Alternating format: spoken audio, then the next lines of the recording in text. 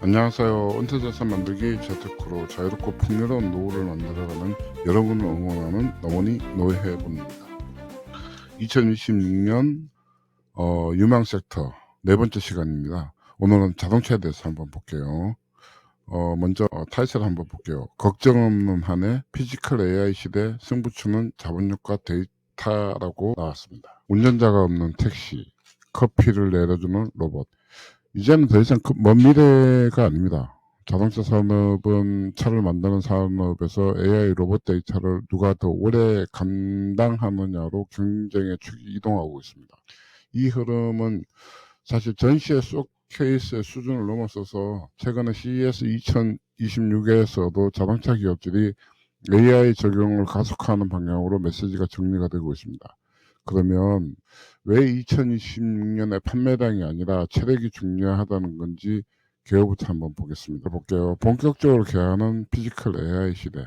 핵심 키워드는 세 가지다. 2026년 자동차 산업의 기준은 판매량이 아니라 피지컬 AI를 감당할 수 있는 체력입니다. 오늘은 그 세 가지 키워드로 구조를 잡고 갑니다. 첫 번째, 피지컬 AI 투자 비용. 이게 정말 어마어마한 자본이 들어가는 거라서 이게 새로운 경쟁의 구도가 만들어지고 있습니다. 두 번째는 데이터의 축적 경쟁. 실제 그 주행 데이터가 상당히 승부처가 되고 있습니다. 세 번째는 2026년의 산업 전망, 즉 매크로 환경이 개선이 되고 새로운 기회가 되느냐, 이 부분들 세 가지 키워드로 좀 정리가 될 수 있을 것 같습니다.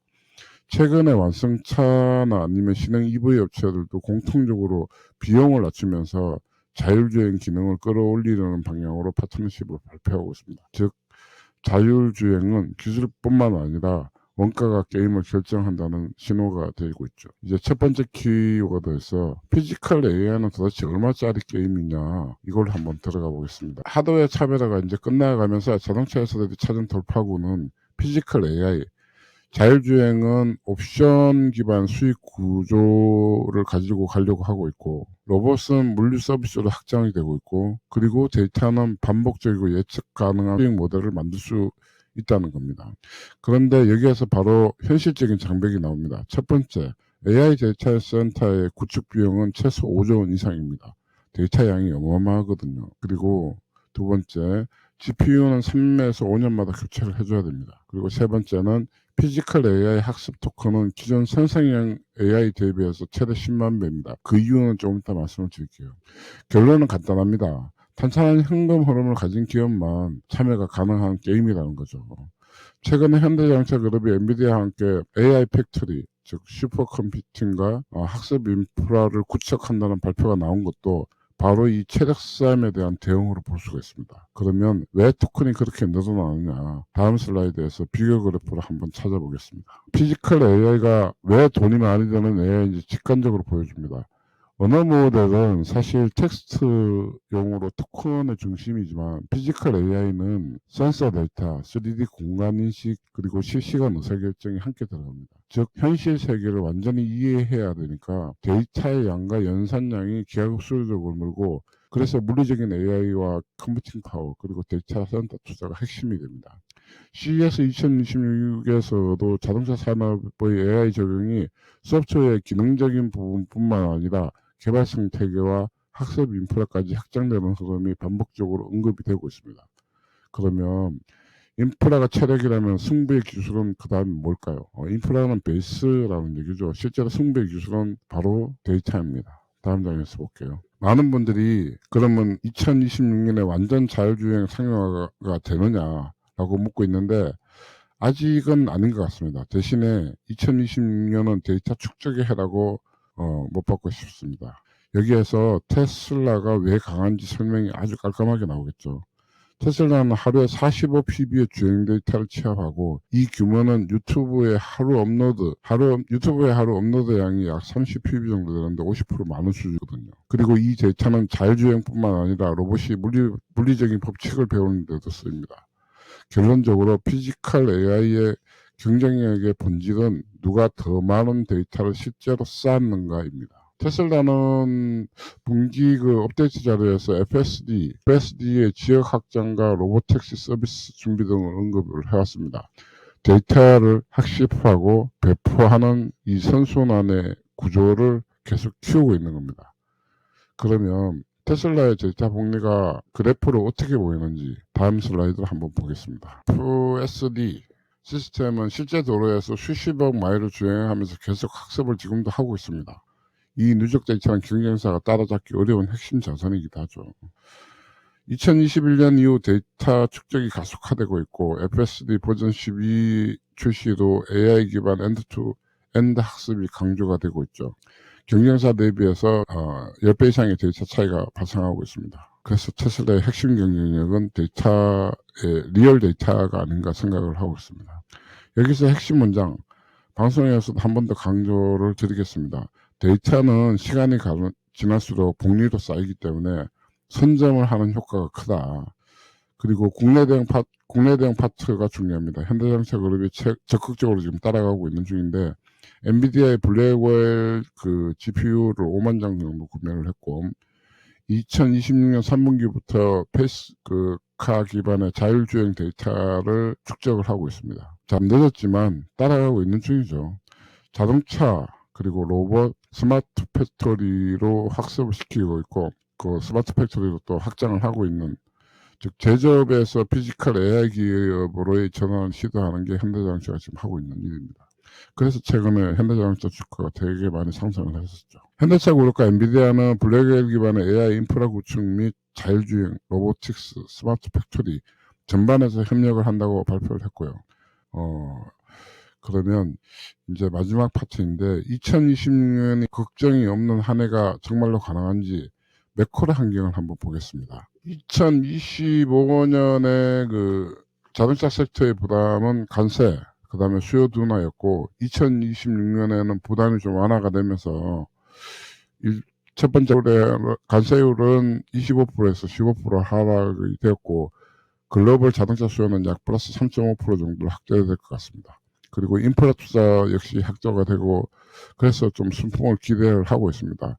최근에 도널드 트럼프 형님께서 한국산 수입품 중에 자동차에 대해서 관세를 다시 올리겠다 그랬는데 이런 정책 리스크가 다시 밀릴 수 있다는 점은 알고는 있어야 되겠지만 잘 처리할 거라고 생각하고 있습니다. 잘 정리가 되겠죠, 당연히. 따라서 26년 전망을 말할 때는 이렇게 정리하겠습니다. 자, 장기 구조는 피지컬 AI 확산으로 굉장히 긍정적이다. 단, 단기 변수는 관세나 무역 정책 같은 정책 리스크가 다시 커질 수 있다. 이제 마지막 슬라이드에서 결론을 한 문장으로 묻겠습니다. 2026년 자동차 산업은 더 이상 누가 차를 많이 파느냐의 싸움이 아닙니다. 첫 번째, 피지컬 AI를 감당할 자본력, 축적되는 데이터의 질과 양, 장기 투자를 버틸 수 있는 현금 흐름. 이 세 가지를 갖춘 기업이 자동차 산업의 다음 10년을 가져갈 가능성이 높습니다. 단순 제조업에서 벗어나 데이터와 AI로 무장한 기술 기업으로의 전환. 그 전환이 가시화되는 시점이 바로 2026년이라는 게 결론입니다. 마지막으로 한 줄로 정리하겠습니다. 자동차 산업의 미래는 공장이 아니라 이제는 데이터 센터에서 결정이 된다. 자, 오늘 퇴근하면서 잠깐 자료를 봤는데 로보택시가 나오고 있고 FSD라고 해서 자율주행이 나오고 있죠. 근데 이게 자율주행이나 아니면 로보택시가 단순하게 택시가 바뀌는 것 또는 자율주행이 시작되는 것 이런 류의 문제만 보면 안 된다고 오늘 자료에서 얘기를 하더라고요. 이게 무슨 얘기냐 하면 자율주행이 되면 사람들이 그걸 타고 가면서 차를 타고 가면서 다른 일을 하는 거죠. 영화를 보고 자동차의 전면에 유리가 광고판이 되고 또 쇼핑이 되고 쇼핑을 판이 되고 그걸 다시 AI가 쇼핑을 할 수 있도록 도와주고 그래서 연관되는 산업 자체가 어마어마하게 커지는 거죠. 그냥 간단하게 생각하면 자동차 전면에 유리해서 넷플릭스 영화를 보든가 아니면 유튜브를 보든가 그것도 아니면 11번가나 G마켓에 들어가서 물건을 사든가 근데 물건을 내가 어떤 물건을 사겠다라는 것들을 AI가 이미 충분히 학습을 거치고 나는데 이 사람한테 어떤 물건이 필요한가에 대해서 그리고 가격은 어디가 가장 싼가 이 부분들까지 AI가 전부 다 처리되었고 AI가 쇼핑까지 해주는 거예요. 그러면 이 AI는 어마어마한 부가가치를 가지게 되는 거거든요. 실제로 사람들이 그 출퇴근할 때 외에는 자동차를 잘 타지 않습니다. 외부로 나갈 때 이제 여행할 때 이렇게 되는데, 그러면 나가는 여행의 그 절대 시간이나 아니면 절대량들이 늘어날 수밖에 없어요. 왜냐하면 가기가 편하기 때문에. 근데 그 안에서 일하는 모든 일들, 쇼핑, 또 영화 관람, 유튜브 관람, 또 쇼핑을 하면서 이 AI가 계속 데이터를 주고받는 거, 그리고 가장 결정적으로는 광고죠. 자동차 전면판은 우리가 광고에 매치가 되는 겁니다. 유튜브만 광고가 되는 게 아니죠. 자동차 자체가 광고가 될 수도 있는 거죠. 이게 정말 어마어마한 시장이 열리는 거다. 그래서 현대자동차가 구글처럼 광고 사업자가 될 수가 있는 거라고. 이게 어마어마한 차이가 있는 거 아니겠습니까? 자동차를 소유하고 있는 소유주들만 다 아는 게 아니고, 그 한 방에 구매를 하는 게 아니고, 그 구독을 하는 형태가 되게 되면 강제로 광고를 받을 수도 있거든요. 그러니까 그 자동차 회사에서 그 차를 타고 있는 사람한테 강제로 광고를 내릴 수도 있는 그런 구조가 되는 거죠. 그리고 당연히 마케팅이 더 활성화될 거고, 빨리 사람들이 구매를 하게 될 거고, 이런 어마어마한 세상이 열리는 겁니다. 그래서 우리 구독자분들도 이런 시대의 흐름이 서서히 변해가는 것을 보면서 쥐폰 인사이트를 함께 하고자 합니다. 오늘도 시청해 주셔서 정말 감사합니다. 이 영상은 특정 종목에 대한 매수나 매도 권유가 아니며 투자 판단에 대한 최종 책임은 시청자 본인에게 있습니다. 노무니 노예분 TV는 장기적인 시각에서 안정적인 자본소득과 은퇴 준비에 도움되는 콘텐츠를 지속적으로 제공하고 있습니다. 좋아요와 구독, 알림 설정은 채널 운영에 큰 힘이 됩니다. 앞으로도 좋은 정보로 다시 찾아뵙겠습니다. 감사합니다. 안녕.